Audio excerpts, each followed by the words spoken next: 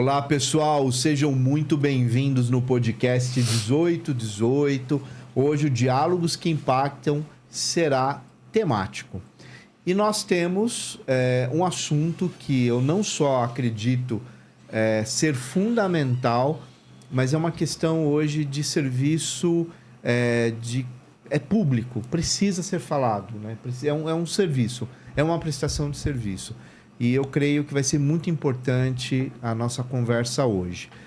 Bem, eu quero pedir para vocês se inscreverem no canal, deixar os seus comentários e, claro, compartilhar muito o episódio de hoje. Então vamos lá para mais um podcast 1818.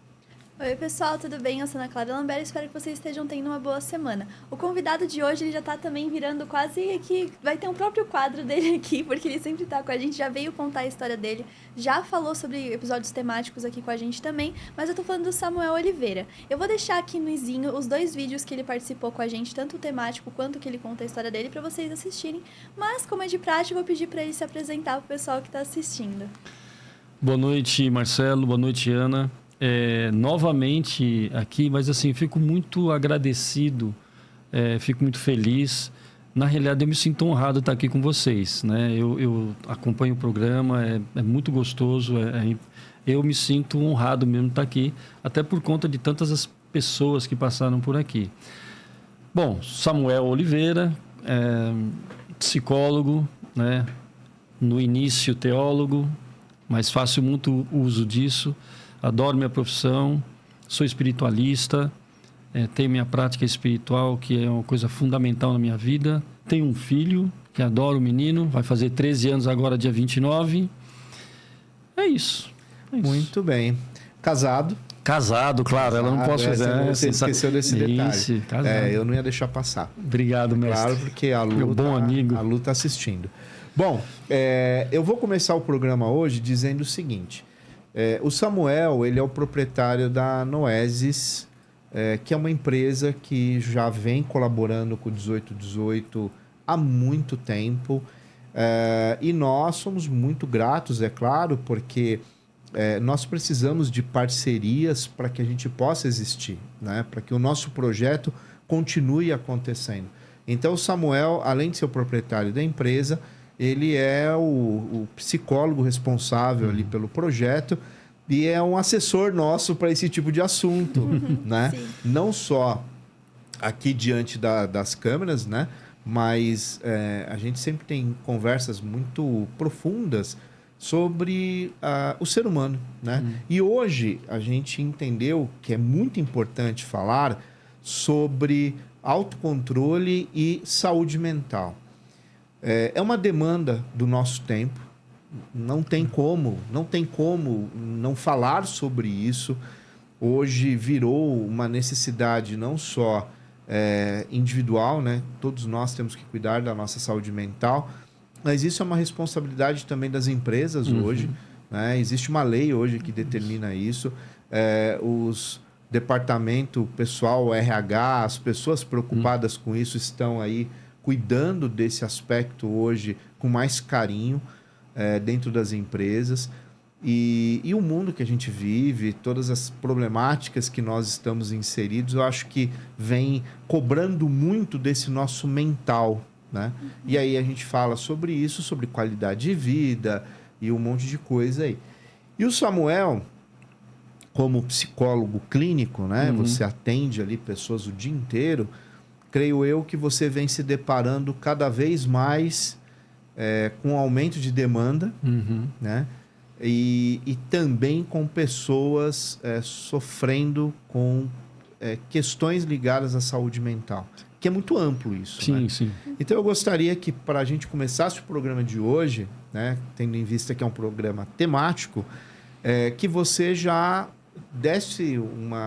fizesse um resumo, né, do que é essa saúde mental que tanto se fala hoje, né? Marcelo, assim, a saúde mental hoje, ela é uma coisa que abrange tudo, né? Assim, no passado, você pensava, era um pensamento mais restrito, né? Até preconceituoso, né? Até preconceituoso. E, muito bem, a sua fala, Porque, inclusive, nós, profissionais da psicologia, sofremos muito preconceito. Inclusive, não faz tantos anos assim, né? Médicos, né, de todas as qualidades aí, de toda a ordem, eles não acreditavam na psicologia. Hoje, nós temos não só os médicos, né, de uma área ou outra, mas os psiquiatras, que também são médicos, né, mas eles hoje indicam para fazer psicoterapia. Então, ampliou essa visão de saúde mental. A saúde mental, ela afeta, né? Ou seja, quem não tem saúde mental afeta tudo. Não só os relacionamentos, as relações entre as pessoas, mas afeta também como você vê, enxerga e percebe o mundo. E aí começa a grande confusão. Porque nós estamos aqui diante da ampulheta aqui. Eu posso perceber essa passagem do tempo que ela representa de uma forma. Para outros pode ser angustiante ver essa areia caindo ali. Então, até isso, a saúde mental, né? Olhamos, vemos, percebemos. Se sabe também, por exemplo, que existem pesquisas, né? Muitas. A alimentação influencia na sua saúde mental, no seu comportamento, não é só no seu físico, né? O excesso, a falta de exercícios físicos. Então, hoje, a saúde mental, ela não é só uma coisa voltada só para a mente, para o comportamento, mas o ser humano como um todo, tudo que ele faz ou deixa de fazer, afeta a saúde mental dele. Então, eu diria assim, afeta e quando eu falo de saúde, inclui o mental. Acho que, claro, para nós aqui, estamos falando de saúde mental, mas para dar uma afunilada um pouco nisso que nós estamos conversando. Tá. Né? E a questão, então, do autocontrole? Por que a gente acha que é algo tão interessante? Porque, né, assim, a gente chegou a ter essa conversa antes de começar o episódio, de vamos falar sobre autocontrole. Qual, então, é essa relevância ou por que autocontrole? Por que se falar de autocontrole quando se fala de saúde mental? Ótimo, essa pergunta é muito boa. Bom, você todos os dias, como o Marcelo, eu e os rapazes que estão aqui, todos os dias nós sofremos alguma coisa nos estressa. Se você levanta atrasado, você já fica meio estressado. Se você tem um compromisso e faltou um documento, não é tão importante, mas faltou um, isso pode te estressar, né? Se você não pratica, se você não exercita o autocontrole, você não vai ter uma boa reunião, o seu cérebro não vai funcionar direito, a sua respiração vai mudar, né? Então, o autocontrole serve para quê? Para regular as suas emoções. Ele é importante para isso, porque todas as ações que acontecem com você, tudo aquilo que vai contra ou a favor daquilo da intenção que você tem naquele momento, vai gerar em você alguma emoção. Pode ser prazerosa, como pode ser sem prazer algum. Aí é que é o problema. Se você não gerencia isso, se você não administra essa emoção, se for uma emoção legal, uma coisa boa, você pode ficar tão... E você esquece da seriedade da coisa, você começa a brincar demais, ou sei lá, não levar tão a sério ou refletir tão profundamente quanto aquele assunto necessita. O inverso também é verdade. Algo que que te afetou negativamente, se você não gerenciar isso, aí você vai caindo, sua energia baixa e aí... Né? Então, assim, o autocontrole, ele é fundamental. Né? Ele isso, é a capacidade que você tem de gerenciar suas emoções, seus sentimentos. Né? Samuel, É claro que você atende muitas pessoas já há muitos anos. E hoje, qual a leitura que você faz? A maior parte das pessoas que chegam até você para passar por um processo terapêutico, essas pessoas elas possuem angústias, medos, enfim. Como que você percebe hoje? Qual é o maior número de incidências? Você acha que isso está ligado ao mundo que nós estamos vivendo? Ou são traumas já clássicos, porque alguns são clássicos que vêm lá da infância e tal. Mas como que você lê hoje a demanda terapêutica? Tá. É assim, o que você chamou de demanda clássica e faz todo sentido, ela não vai deixar de existir, ela sempre vai acontecer. Porque é inerente ao ser humano. Exato. Então, isso é do ser humano. O ser humano, para ser humano de verdade, né, ele passa e precisa passar por esses traumas, porque é natural. Crescer também, né? Oi? É crescer. É crescer. Ele precisa disso até para crescer. Beleza. Ok, até aí tranquilo. Mas o que eu vejo hoje é assim... Cara, e assim, eu posso dizer para vocês, são 26 anos, quase 27 anos atendendo, e eu percebi e percebo a diferença que é. Tanto nos adolescentes... Eu não atendo criança por opção, mas adolescente, jovens adultos, senhores, né, idosos. Existe uma diferença muito grande. Que diferença é essa? Nós temos quase a mesma idade. Eu ainda tenho o prazer de ser um pouco mais velho que você. Eu sou feliz por isso, hein? Sim, algumas pessoas duvidam dessa teoria, mas tudo bem. Veja, Marcelo, esse mundo rápido que nós estamos vivendo, né, essa quantidade de informações, nós não temos condições de processar. Existem pessoas e é muito comum isso, né? O sujeito procura a todo momento buscar, ver tudo, tentar acompanhar. Ninguém consegue. Só que o que vai acontecendo com você, com o seu cérebro? Ele vai acelerando. Os seus pensamentos vão acelerando, você vai acelerando. E em que isso pode causar? E o que isso pode gerar em você no que diz respeito à saúde mental? Esse pensamento acelerado, essas informações que você não consegue processar, internamente você tem várias informações não concluídas, não conclusivas, e isso começa a afetar você em que sentido? Por você não processar, não ver, não se aprofundar, e você fica na superficialidade da coisa, qualquer ação ou alguma atitude, alguma coisa que acontece com você diretamente, vai ligar você a alguma sensação, uma reportagem que você viu ou algum anúncio que houve. Eu vinha vindo para cá, eu estava ouvindo, eu gosto de ouvir a CBN, né? Eu estava ouvindo algumas coisas sobre a economia. Ok. Né?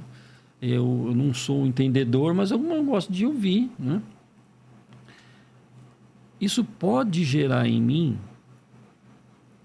porque eu não estou me aprofundando, é uma informação que eu estou pegando. Isso pode gerar em mim alguma angústia, ou tocar em mim e falar, putz, cara, e amanhã? Eu tenho um filho de 13 anos, e como é que vai ser a faculdade? Você já passou dessa fase, né? Mas, e a ela que se vire agora. Ela que se vire, né? Mas, Marcelo, isso pode gerar em algumas pessoas uma angústia muito grande. E esse cara vai bater na minha porta. E ele não sabe por quê. É o excesso de informação, é a superficialidade das coisas que ele faz. Os relacionamentos hoje são muito fluidos, né? As relações não são profundas. Já atendi pessoas que têm muito orgulho de falar assim, nossa, eu tenho 200, 300 amigos, né? Mas o cara não tem amigo nenhum. O cara conhece muitas pessoas, mas ele não tem amigo. E hoje, por conta dessa superficialidade, o que eu sinto muito, né, o que eu percebo, sinto no sentido de sentir, né, que eu vejo, é uma solidão muito grande. Uma dificuldade de se aproximar do outro como uma pessoa e permitir que você se aproxime de mim. É muito difícil isso, porque eu ergo uma barreira, porque assim, não, ele pode fazer algum mal, e aí? Assim, são preocupações que vão vindo, tudo por conta desse mundo tão corrido. Falta intimidade, Sim. uma das coisas, né?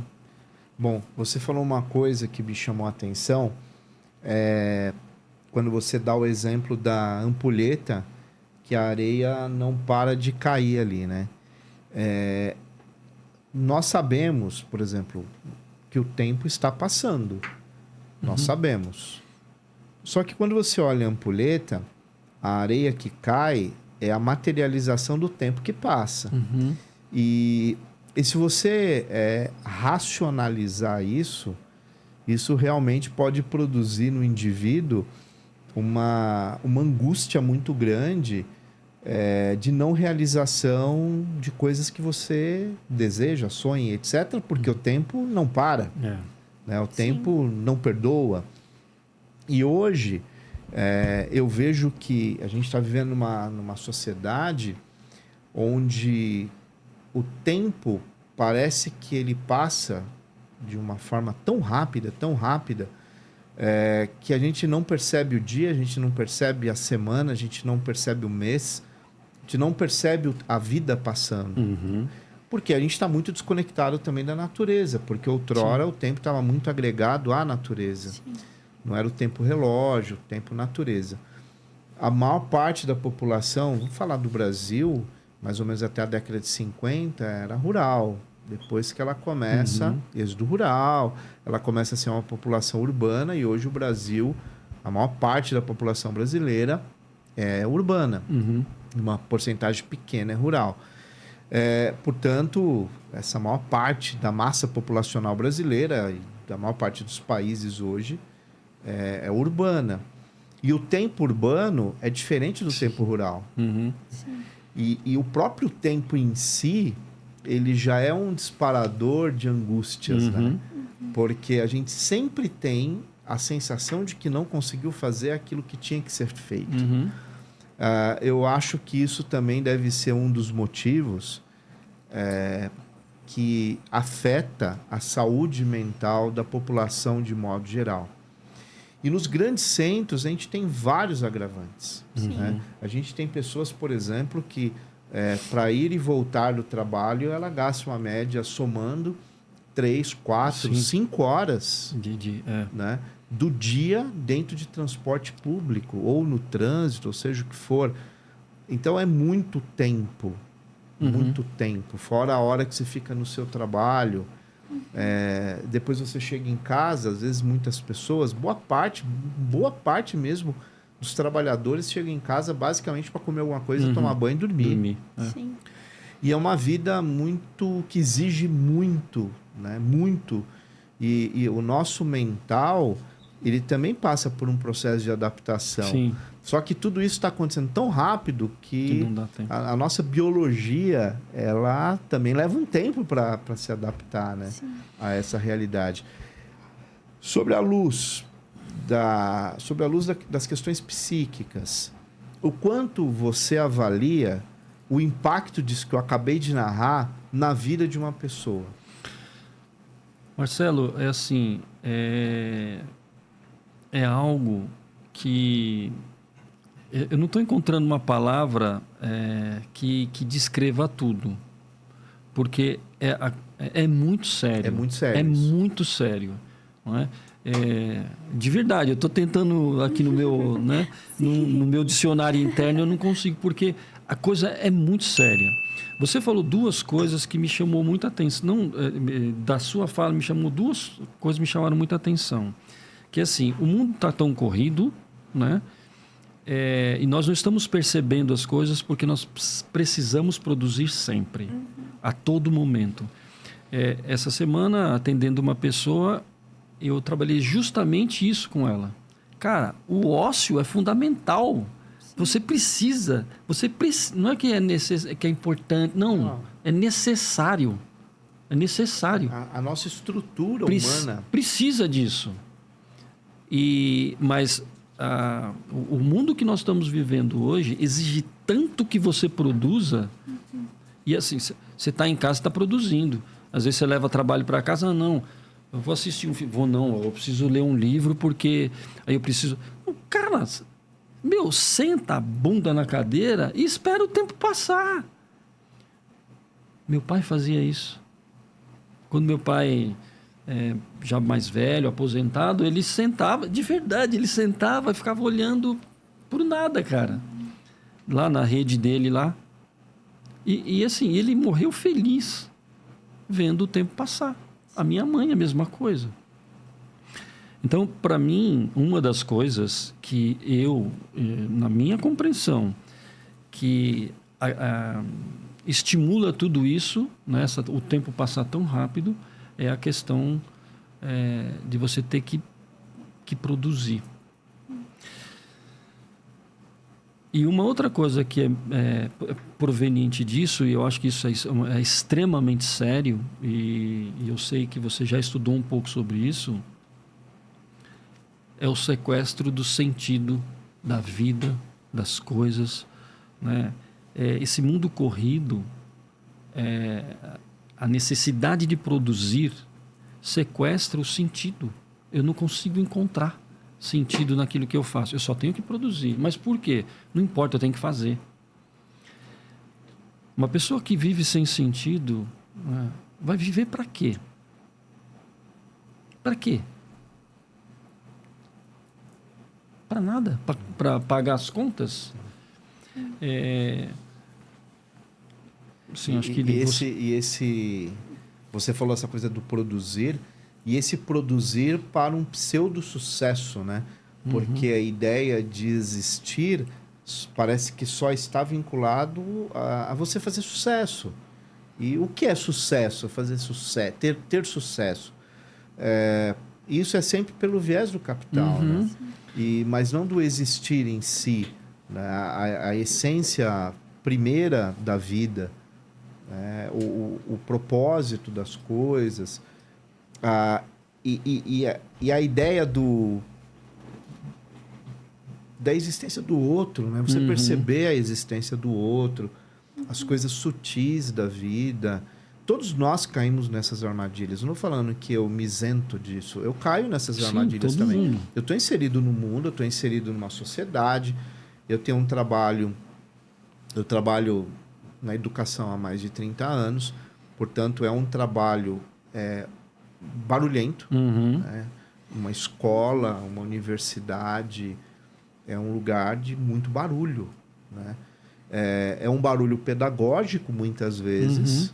Mas é barulho. Mas é muito agitado, né? São muitas pessoas, muitas energias, muita gente junto, né? Muitas demandas, muitas sensações, e cai tudo ali, né? As pessoas todas, elas estão ali com os seus sentimentos, suas frustrações, suas alegrias, tristezas, tá tudo ali, né? Então é muito agitado, é muito barulho, muito agitado. E aí não tem como, né? Tem dia que o dia só passa. O dia só passa. E você, às vezes, não consegue perceber a sutileza das coisas, né? Agora, eu acho que o importante é falar disso. A gente precisa falar mais. A gente precisa trazer mais isso para o nosso cotidiano, para a gente poder lembrar que nós somos seres humanos, né? Eu queria trazer duas pesquisas que eu entrei em contato há pouco tempo atrás. Uma saiu em 2023 pelo Times de Los Angeles, mas é um estudo que já está vendo aí faz tempo e o pessoal tá... presta atenção nisso. E que está falando como os homens não têm mais amigos. Uhum. E que as pessoas, de fato, nós não temos mais amigos, mas isso está sendo pior com os homens. Uhum. E que 1 a cada 7 homens fala que nunca teve uma amizade, que não sabe o que é ter uma amizade. E eles estão falando assim, por que isso está acontecendo, né? As pessoas não têm mais tempo para lidar com o outro, elas têm tanta coisa que elas acham que elas precisam produzir o tempo todo, fazer o tempo todo, uma ansiedade tão grande que não tem para se dedicar a uma amizade. E acha que o ato de se, tipo, simplesmente sair com um amigo e conversar é perder tempo, né? E é muito interessante como isso está acontecendo, especialmente com o homem. Com o homem é uma tendência muito maior. Inclusive, eles falam de algo de tipo... com uma amizade masculina, isso é muito interessante. É outro estudo também, que fala que nas amizades femininas, a conversa é verticalizada. E na conversa masculina, as conversas são... quer dizer, o contrário. Não, é o contrário. Nas femininas é horizontal e da masculina é verticalizada. Em que dentro das conversas de ambientes masculinos sempre vai ter uma pessoa que vai sobressair, enquanto as outras vão ter um suporte em relação àquela conversa ou pouco falam. Sempre tem um que sobressaria e falaria mais. E nas conversas femininas seria mais horizontalizada. Inclusive frases, por exemplo, nossa, é verdade. Ah, comigo aconteceu tal coisa. Nossa, eu também. Nossa, não acredito. Então, esse tipo de conversa mais horizontal cria mais laços. Porque a pessoa consegue falar mais e tal. Então, são vários estudos, inclusive, da forma de falar e o quanto isso interfere na questão da amizade. E outro que eu acho muito interessante, que eu já comentei aqui no programa, mas é como o tédio está sumindo. O sentimento do tédio está desaparecendo e está sendo substituído pela ansiedade. E, inclusive, isso é algo que... Isso daqui é um vilão, quando a gente pensa nisso, porque ele não deixa você ter tédio. Porque você está lá parado esperando o metrô, por exemplo. Se você quiser ficar vendo rede social, você não tem o tédio. Um vídeo, você tá... seja o que for, né? Você não tem o tédio, você está num consultório médico esperando para ser atendido. Um tempo que você estaria pensando, sei lá, 1001 coisas. Divagando, né? Divagando, você tá no celular perdendo, tipo, consumindo aquele conteúdo, né? Quantos livros a gente sabe que o autor teve ideias em momentos de ócio? A própria J.K. Rowling, que hoje ela não é um grande exemplo de pessoa em questão política e questão humana, mas ela fala que uma parte das ideias que ela teve para Harry Potter foi em viagens de trem. Porque o ócio, ele é criativo. Então, são 2 pesquisas aí que mostram uma tendência do nosso mundo de isolamento cada vez maior. Porque quando você está com o seu celular, você acha que você está em contato com o mundo. Mas, na verdade, você não está em contato com ninguém, de fato. E é interessante ver essa questão, principalmente do universo masculino, da solidão masculina. E como a gente sabe que isso é um fato ainda, o homem tem muita dificuldade de falar do que ele sente, porque ele tem que ter essa visão do homem macho, né, que não pode sentir nada, homem não chora. Então, ele cada vez mais se isola em seu sentimento e não tem com quem compartilhar, porque não se tem amizades próximas. É um cenário meio assustador quando a gente pensa, né? Reforçando isso tudo, né? No meu consultório, quando eu comecei, eu tinha pouquíssimos homens. Eu tinha muito pouco. Hoje, mais mulheres, né? Era muito, assim, as mulheres buscavam mais. Hoje está bem mais equilibrado, né? Por quê? E aí eu acho que tem muito a ver com essa pesquisa que você trouxe, né? Que você compartilhou. Que o homem, pela ausência de amigos, né? Ele vai buscar alguém. Ele precisa de... Ele chega num ponto, e é sempre assim, o homem ele chega num ponto, ele está explodindo, ele vai para terapia, né? A mulher tem alguma, né, de forma geral, também tem as suas questões muito fortes, pesadas e mas muitas delas vão antes de explodir, né? Eu já passei por situações muito difíceis no consultório, onde de verdade, eu não sabia se ia dar conta. Às vezes, e muitos, indiquei para ir para o psiquiatra, para ter uma força, para ter um auxílio medicamentoso, porque só a terapia não ia dar, não. Né? Eu sei que tem muitos colegas meus que são contra o que eu estou dizendo, mas eu não me nego, eu não me furto a cara, busca. Né? E eu que me dê conta, porque eu sei que afeta a questão emocional, a percepção, mas eu sou profissional, eu tenho que me virar, eu tenho que dar conta disso. Porque eu não posso, assim, para mim, né, não acho adequado o indivíduo correr um risco dependendo da situação emocional que ele está. Cara, assim, para ele cometer algo contra ele mesmo, é 2. E outra coisa, né, Samuel? Eu acho que hoje, mais do que nunca, isso é uma tendência que vem em todas as áreas, essa interdisciplinaridade, essa equipes tratamentos, assim, onde várias áreas dialogam, as terapias integrativas, essa coisa toda, é parte do nosso tempo. Eu acho que isso só vem a colaborar, a somar dentro de um tratamento, porque tem casos e casos, tem situações que não tem jeito, você tem que tomar o remédio ali. Não tem como. Né? Só que você não está abrindo mão de uma outra terapia, de um outro tratamento, né? Nem falando que o remédio vai ser para sempre, né? Às vezes precisa de um momento pontual, né? E às vezes parte... A química, cara, é maior estudo, tem todo um estudo por trás, indústria, não surgiu do nada também, a farmacologia, né? Não é nem a indústria farmacêutica, mas a área da farmacologia é uma área... muito séria, incrível, porque assim, pensem quantas doenças são evitadas, quanto sofrimento, quanta dor... Pensa o mundo... Sem dipirona. Quantas vezes eu falei já... Sem anestésicos. Quantas vezes eu falei em sala de aula, eu falei, gente, já existiu um mundo onde não havia remédio para dor, analgésico. Então, se você tivesse uma simples dor de cabeça, você ia ter que conviver com ela. E dores mais extremas, você usava ali de alguns conhecimentos populares... porque não havia uma solução ali, né? Como hoje, né? Que é tão eficiente muitas vezes. Claro, então, a gente não está falando para ninguém aqui se medicar não é isso. Vamos com calma. E assim, e sempre dizendo que qualquer tipo de remédio precisa ter uma prescrição médica. Tem que ter um porquê, um sentido. Tá com dor de cabeça, toma um chá antes.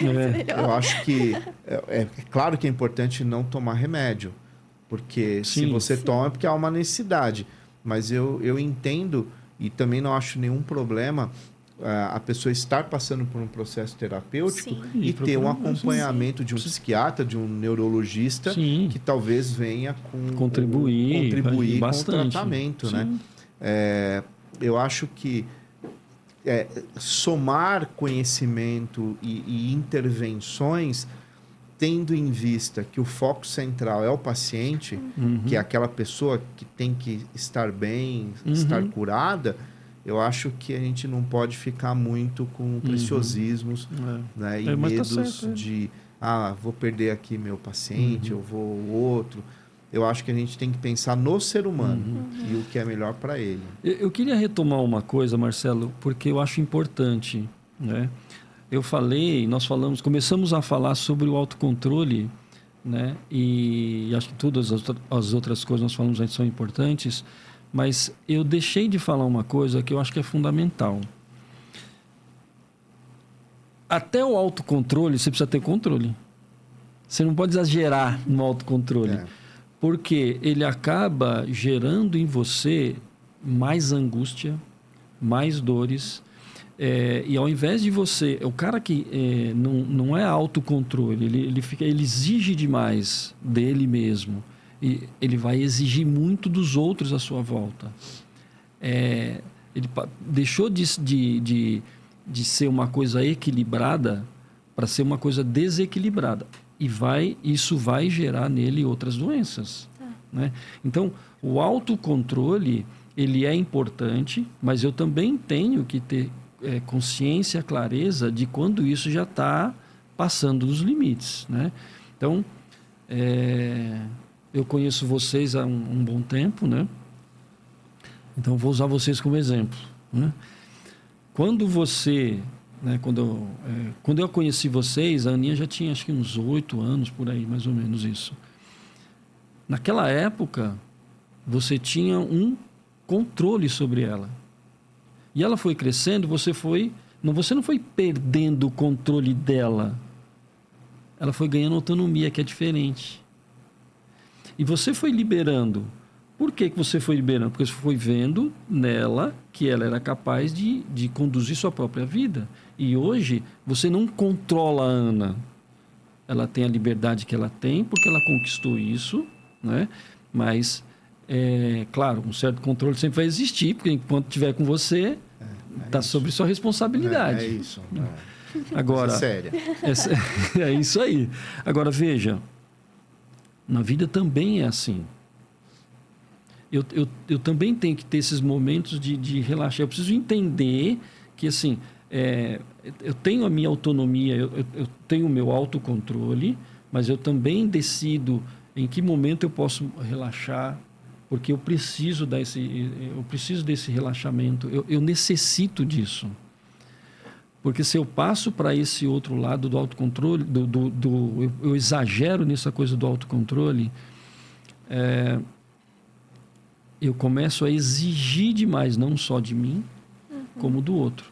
E aí não é autocontrole, mas aí é controle. Né? Eu quero controlar tudo, quero controlar todos. Né? Pode ser que a angústia do tempo seja exatamente isso. Eu não controlo o tempo.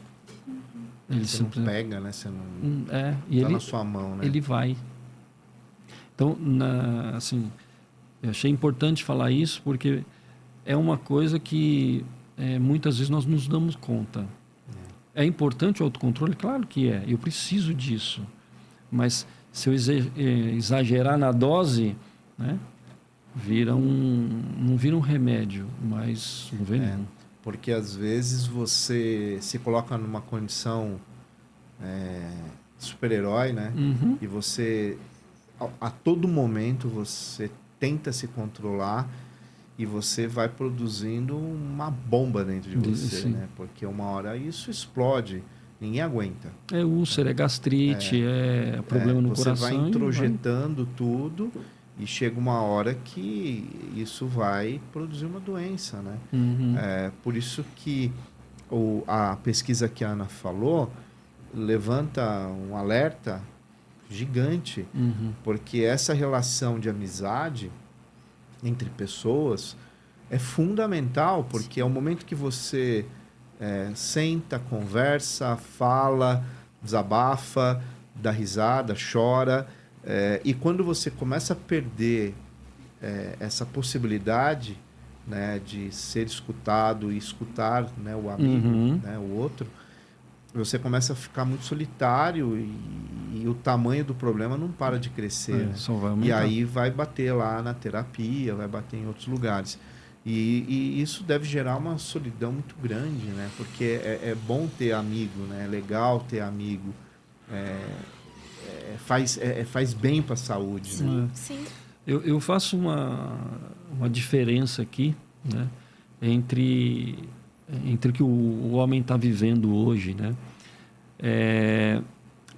Eu entendo que a solidão ela é fundamental para o ser humano. O homem precisa. O ser humano não só precisa, mas ele é solitário. Exemplo, eu gosto muito de você, gosto muito da Ana, eu tenho muito carinho por vocês. E eu sei que a recíproca é verdadeira. Eu quero crer nisso. Pode acreditar. Agora, veja, eu nunca, jamais, eu vou conseguir sentir o que você sente.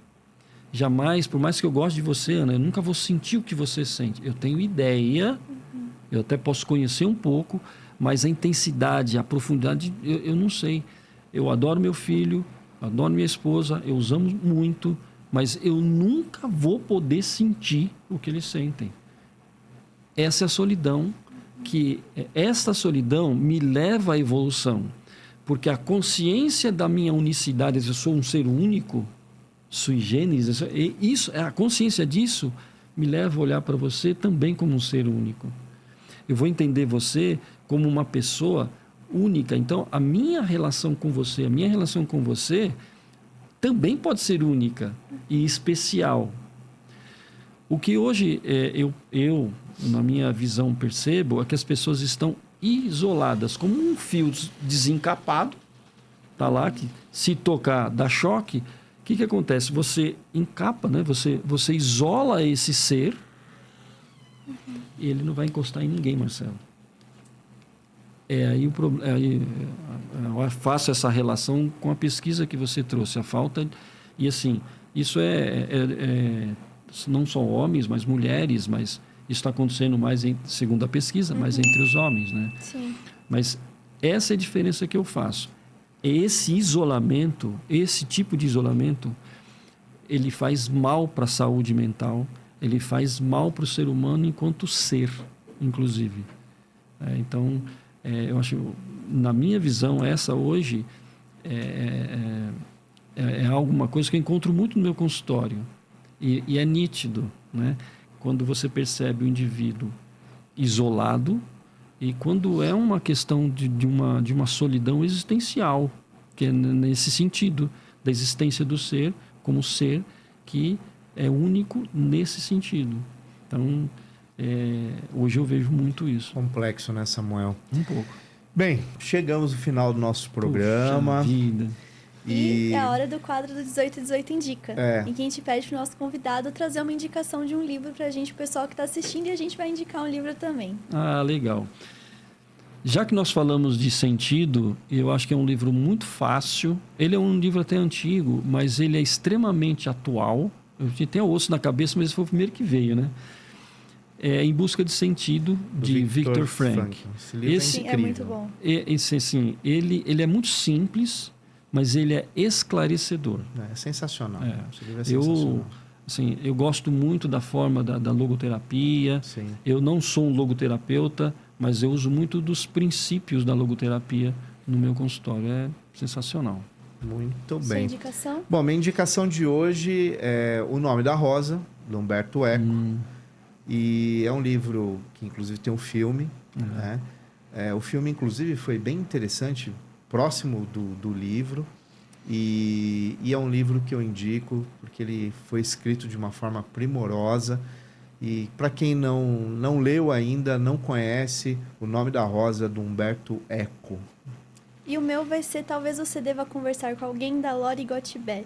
Ela é uma psicóloga e o livro é ela tendo as sessões de terapia de uma terapeuta. Ah, legal. Então é muito interessante porque ela conta esse processo de atender outras pessoas, ou como aquilo afetava ela. Às vezes o que o paciente estava sentindo, ela sentia também.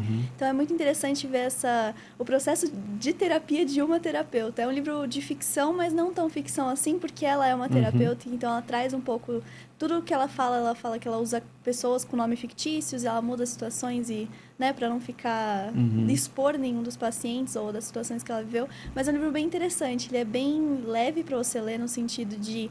É uma letra bem fluida, mas ele traz umas questões interessantes do existencialismo e tal. Então, essa é a minha indicação. E quem quiser adquirir qualquer um desses livros, é só entrar aqui no nosso link da Amazon. Para vocês, o valor é igual, mas vocês ajudam um pouco o nosso canal aqui para continuar trazendo conteúdos para vocês sempre. Muito bem. E para finalizar, Samuel, deixa uma mensagem para a nossa audiência, para as pessoas que estão nos assistindo. E fale você mesmo da sua empresa, da Noesis, e para a gente poder finalizar o programa de hoje. Tá joia. No mundo que nós vivemos hoje, nós precisamos de amigos.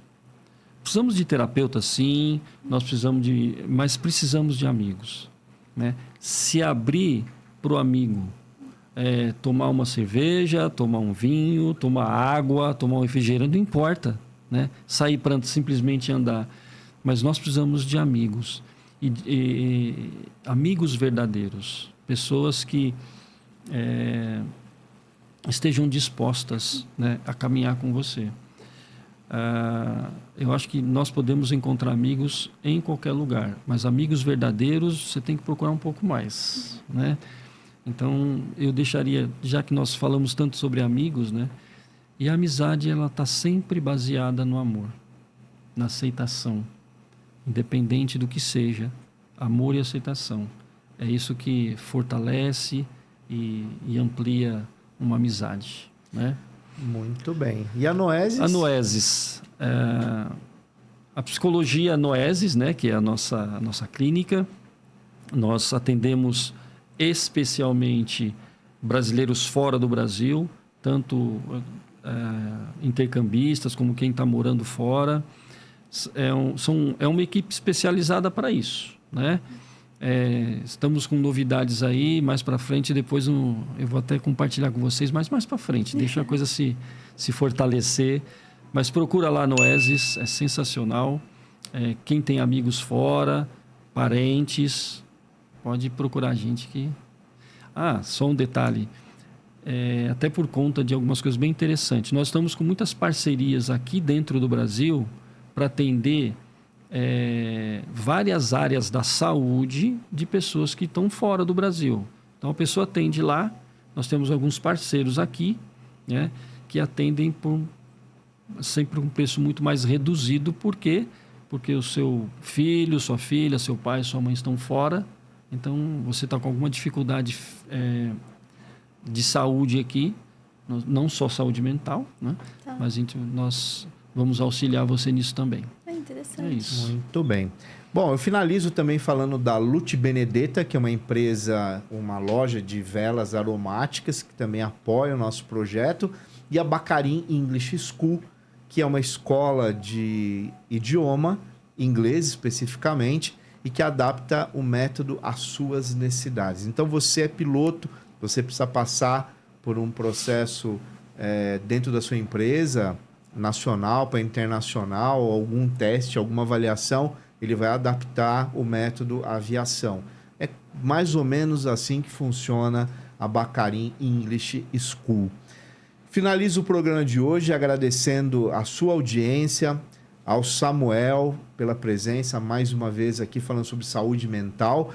E eu finalizo pedindo para vocês se inscreverem no canal, deixar os seus comentários e compartilhar muito o 1818. Eu tenho certeza que vai valer muito a pena vocês divulgarem esse projeto e, sem dúvida nenhuma, eu espero vocês no próximo episódio. Fica aqui um grande abraço do amigo Marcelo Lambert e sempre muita, muita e muita luz a todos vocês. Até!